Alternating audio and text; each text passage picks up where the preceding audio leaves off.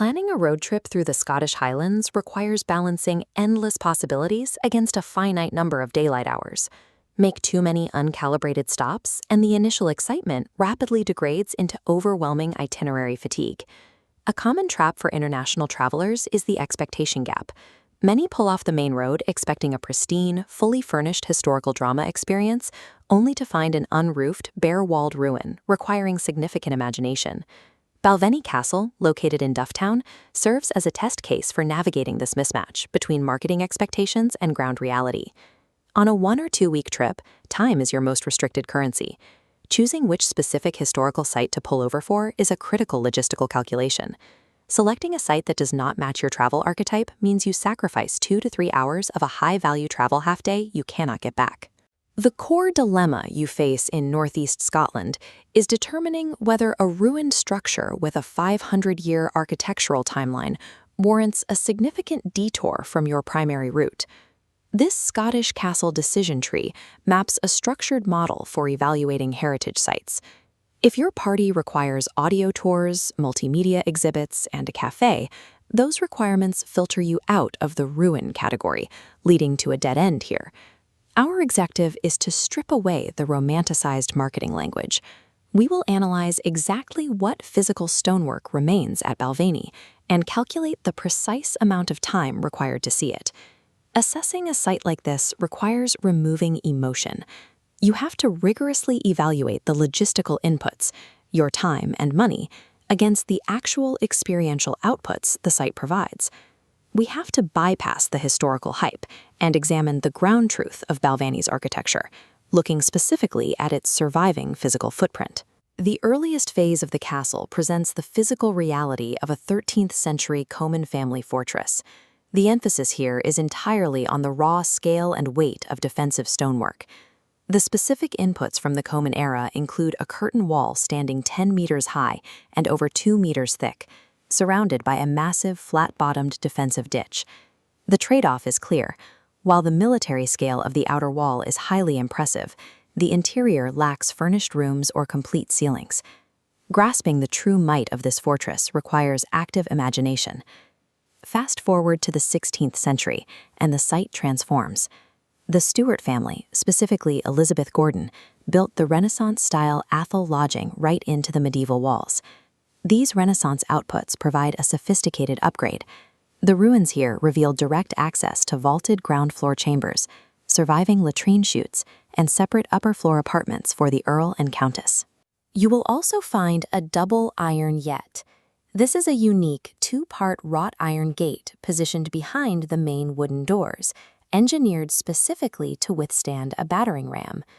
This comparison matrix details the distinct historical eras of the site, mapped directly against the specific architectural features that survive today.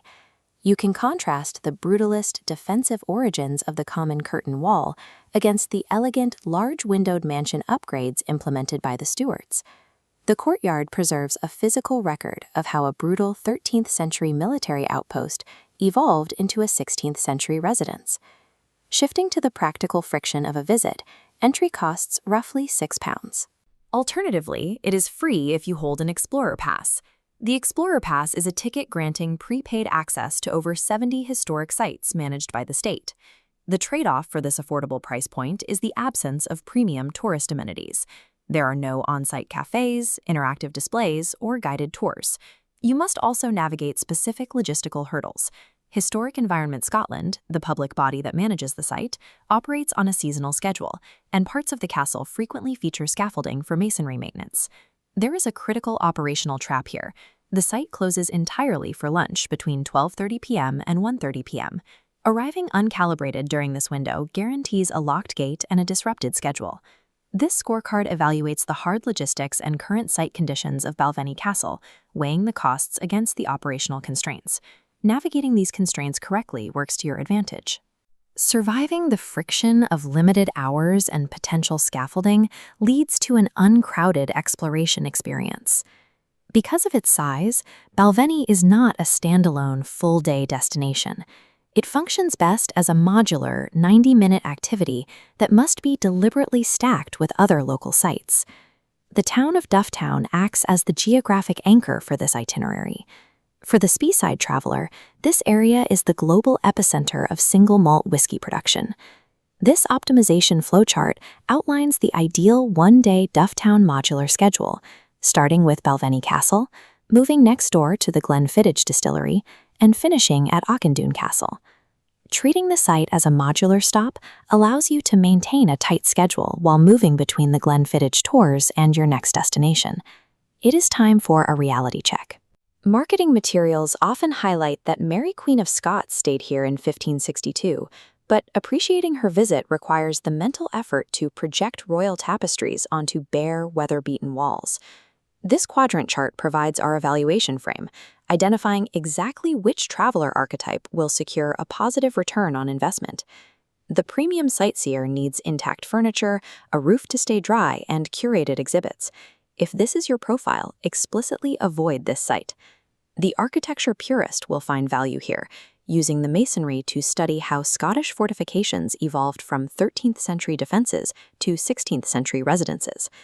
The Speyside optimizer is already in Dufftown for the distilleries and needs a 90-minute historical detour to break up the tastings. For this archetype, the castle fits the schedule. If you decide to go, your actionable directives are simple. Verify any scaffolding updates on the Historic Environment Scotland portal before driving, and strictly avoid arriving during the 12:30 p.m. lunch hour. To complete a deep dive into Moray history, pair Balvenie with a quick 3-mile drive to Auchindoun Castle, a remote, free-to-access ruin on a barren hilltop. The Stuart family held Balvenie for 2.5 centuries, paying a symbolic annual rent to the Scottish crown of a single red rose. That unusual payment reflects how much the ruling monarchs valued the specific plot of land. Today, you are left with a ruined Scottish fortress standing against the elements, stripped of its original medieval grandeur. For the traveler focused on architectural evolution, Balvenie provides a 90-minute study of how Scottish fortifications transitioned into high-status homes.